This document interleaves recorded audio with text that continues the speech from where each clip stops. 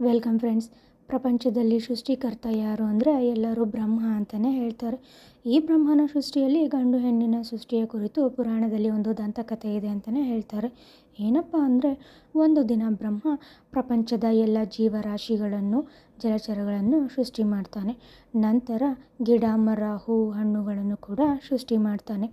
ನಂತರ ಕೊನೆಯದಾಗಿ ಗಂಡು ಅನ್ನೋ ಅಂಶವನ್ನು ಕೂಡ ಸೃಷ್ಟಿ ಮಾಡ್ತಾನೆ. ಆದರೆ ಈ ಗಂಡು ತುಂಬ ಬೇಸರ ಅಂತ ಹೇಳ್ತಿರ್ತಾನೆ.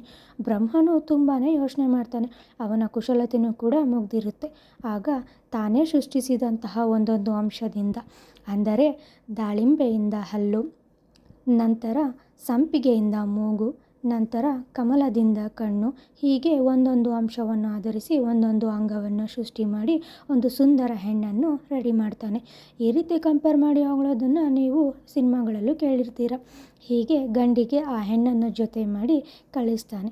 ಸ್ವಲ್ಪ ದಿನ ಆದ ನಂತರ ಆ ಗಂಡು ಬ್ರಹ್ಮನ ಬಳಿ ವಾಪಸ್ ಬಂದು, ಬ್ರಹ್ಮ, ಈ ಹೆಣ್ಣು ತುಂಬ ಮಾತಾಡ್ತಾಳೆ, ನನಗೆ ಈ ಹೆಣ್ಣು ಬೇಡ ಅಂತ ವಾಪಸ್ ಬಿಟ್ಟು ಹೋಗ್ತಾನೆ.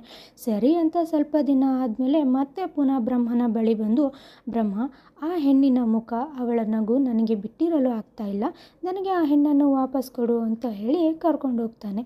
ಮತ್ತೆ ಸ್ವಲ್ಪ ದಿನ ಆದಮೇಲೆ ಪುನಃ ಅದೇ ಕಂಪ್ಲೇಂಟ್, ಬ್ರಹ್ಮ, ಈ ಹೆಣ್ಣು ತುಂಬಾ ಮಾತಾಡ್ತಾಳೆ, ನನಗೆ ಬೇಡ ಅಂತ ಹೇಳ್ತಾನೆ. ಆಗ ಬ್ರಹ್ಮನು ಕೋಪಗೊಂಡು, ನೋಡು, ಸೃಷ್ಟಿಯಲ್ಲಿ ನೀನು ಈಕೆಯ ಜೊತೆ ಬದುಕಲೇಬೇಕು, ಅದೇ ನಿನಗಿರುವ ದಾರಿ ಅಂತ ಹೇಳಿ ಇಬ್ಬರನ್ನು ಜೊತೆ ಮಾಡಿ ಕಳಿಸ್ತಾನೆ. ಅಲ್ಲಿಂದ ಶುರುವಾಗುತ್ತೆ ಗಂಡು ಹೆಣ್ಣಿನ ಜರ್ನಿ. ಇದರಿಂದ ಅರ್ಥ ಆಗೋದೇನು ಅಂದರೆ, ಗಂಡು ಹೆಣ್ಣನ್ನು ಬಿಟ್ಟಿರಲ್ಲಾರ, ಆದರೆ ಹೆಣ್ಣು ಗಂಡಿನ ಆಸರೆ ಇಲ್ಲದೆ ಬದುಕಬಲ್ಲಳು. ಉದಾಹರಣೆಗೆ, ನಾವು ಎಷ್ಟೋ ಡೈವರ್ಸ್ ಕೇಸ್ನ ನೋಡಿರ್ತೀವಿ, ಹಾಗೆ ವಿಧವೆಯರ ಕೇಸ್ ಕೂಡ ನೋಡಿರ್ತೀವಿ.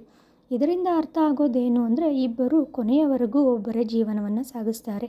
ಹೆಣ್ಣು ಗಂಡಿಗೆ ಹೆಂಡತಿಯಾಗಿ ಮತ್ತು ಒಡ ಹುಟ್ಟಿದವರಿಗೆ ಅಕ್ಕ ತಂಗಿಯರಾಗಿ, ನಂತರ ತನ್ನ ಮಕ್ಕಳಿಗೆ ತಾಯಿಯಾಗಿ ಮತ್ತು ಎಲ್ಲ ಕ್ಷೇತ್ರದಲ್ಲೂ ನಾನು ಕೂಡ ಇದ್ದೀನಿ ಎಂದು ಸಾಧನೆಯನ್ನು ಮಾಡ್ತಾ ಯಶಸ್ವಿನ ಹಾದಿಯ ಮೆಟ್ಟಿಲನ್ನು ಏರುತ್ತಾ ನಡೀತಾ ಇದ್ದಾಳೆ.